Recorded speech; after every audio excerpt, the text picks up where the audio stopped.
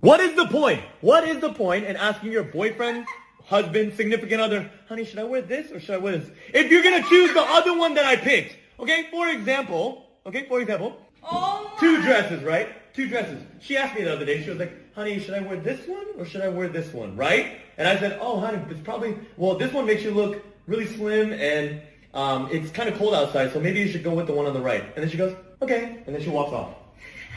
And she'll walk back out and she'll wear the other dress. Like, what's the point of asking me if you're going to pick up? Does that mean I just always pick the ugly one and that's how you gauge if you're going to wear that one or this one? And then on top of that, when she gets out there, she's like, oh, I'm a little cold. I'm like, I told you to wear the other one.